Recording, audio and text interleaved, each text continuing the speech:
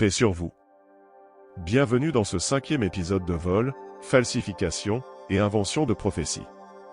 Aujourd'hui nous allons parler de la prophétie d'Ésaïe 53. Selon l'auteur de l'évangile de Matthieu, Jésus en guérissant des malades, une prophétie de l'Ancien Testament serait accomplie, il dit. Le soir venu, on amena vers Jésus de nombreux démoniaques. Il chassa les esprits par sa parole et guérit tous les malades. Ainsi s'accomplit ce que le prophète Ésaïe avait annoncé, il a pris nos faiblesses et il s'est chargé de nos maladies. Il a cité quelques passages du 4e verset d'Ésaïe 53. Pourtant, ce sont nos souffrances qu'il a portées, c'est de nos douleurs qu'il s'est chargé. Et nous l'avons considéré comme puni, frappé par Dieu et humilié.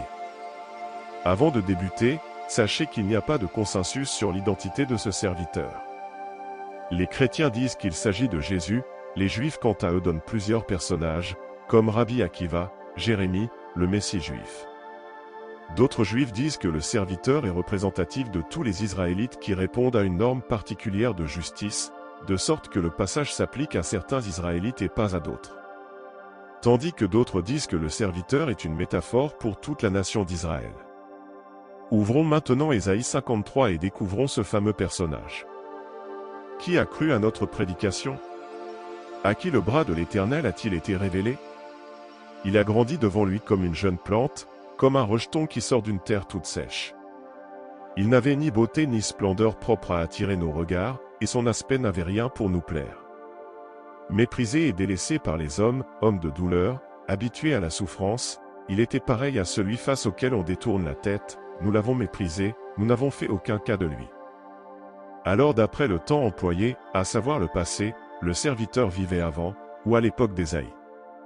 C'est une personne qui avait une apparence laide, repoussante et qui ne faisait pas l'objet de discussion. Jésus attirait des foules et il faisait beaucoup parler de lui. Je ne vois donc pas en quoi ce serviteur correspond à Jésus. Continuons notre lecture. Pourtant, ce sont nos souffrances qu'il a portées, c'est de nos douleurs qu'il s'est chargé.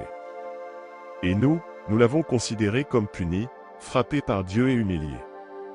Mais lui, il était blessé à cause de nos transgressions, brisé à cause de nos fautes, la punition qui nous donne la paix est tombée sur lui, et c'est par ses blessures que nous sommes guéris.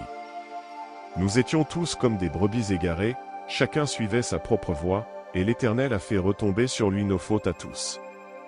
Il a été maltraité, il s'est humilié et n'a pas ouvert la bouche. Pareil à un agneau qu'on mène à l'abattoir, à une brebis muette devant ceux qui la tondent, il n'a pas ouvert la bouche. Il a été enlevé sous la contrainte et sous le jugement, et dans sa génération qui s'est inquiété de son sort?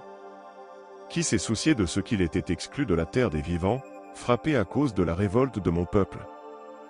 L'évangéliste a cité ce 4e verset pour montrer qu'il s'agit de Jésus. Mais porter nos souffrances et nos douleurs ne signifie nullement guérir des malades comme le prétend l'évangéliste. Un médecin qui te guérit ne porte pas tes souffrances. Le serviteur ne guérit pas des malades, il est puni à la place des autres. C'est comme ça qu'il porte les souffrances des autres, et non en guérissant des malades comme le prétend l'évangéliste. Dans Ésaïe 53, le serviteur est maltraité, humilié par Dieu à cause de l'égarement de son peuple. Personne ne s'est soucié de lui lorsqu'il était mort. Ce qui n'est pas le cas de Jésus. Continuons la lecture. On a mis son tombeau parmi les méchants, sa tombe avec le riche, alors qu'il n'avait pas commis de violence et qu'il n'y avait pas eu de tromperie dans sa bouche. L'Éternel a voulu le briser par la souffrance. Si tu fais de sa vie un sacrifice de culpabilité, il verra une descendance et vivra longtemps, et la volonté de l'Éternel sera accomplie par son intermédiaire. Après tant de troubles, il verra la lumière et sera satisfait. Par sa connaissance, mon serviteur juste procurera la justice à beaucoup d'hommes, c'est lui qui portera leurs fautes. Voilà pourquoi je lui donnerai sa part au milieu de beaucoup et il partagera le butin avec les puissants, parce qu'il s'est dépouillé lui-même jusqu'à la mort et qu'il a été compté parmi les criminels, parce qu'il a porté le péché de beaucoup d'hommes et qu'il est intervenu en faveur des coupables. Au verset 9, le tombeau du serviteur est mis parmi les méchants. Jésus a été enterré dans un sépulcre neuf, il n'y a donc pas de correspondance. Le serviteur n'avait pas commis de violence. Peut-on dire de Jésus qui a pris un fouet pour chasser les vendeurs du temple qu'il n'a pas commis de violence?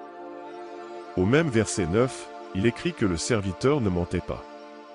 Peut-on dire que le Jésus des évangiles était véridique? Prenons un exemple dans l'évangile de Jean, il dit: « Maintenant mon âme est troublée. Et que dirai-je? Père, délivre-moi de cette heure. Mais c'est pour cela que je suis venu jusqu'à cette heure. » Jésus trouve absurde de demander à Dieu qu'il le délivre de la crucifixion, puisque c'est la raison de sa venue. Et pourtant c'est ce même Jésus qui, dans Matthieu 26, pria 3 fois pour que Dieu le délivre. Et c'est ce même Jésus qui a été dans un tel état qu'un ange apparut pour le réconforter. Il n'a donc pas été honnête. Ceci n'est qu'un exemple, il y en a beaucoup d'autres que je regrouperai bientôt dans une vidéo. Revenons maintenant à notre Ésaïe 53. Vous avez peut-être remarqué que tous les verbes qui décrivent la vie du serviteur sont au passé. Le serviteur a donc vécu avant la rédaction d'Ésaïe 53. Le futur n'est employé au niveau des verbes qu'à la fin lorsqu'on parle de sa récompense pour ses actions. Au verset 10, le serviteur verra une descendance et vivra longtemps. Mais Jésus n'a pas de descendant. Le seul vrai point commun entre les deux est qu'il porte les péchés des autres. Dans cet épisode, l'évangéliste a utilisé la ruse en transformant la souffrance d'autrui en prophétie de guérison des malades. Je vous dis donc à la prochaine dans Coran versus Bible.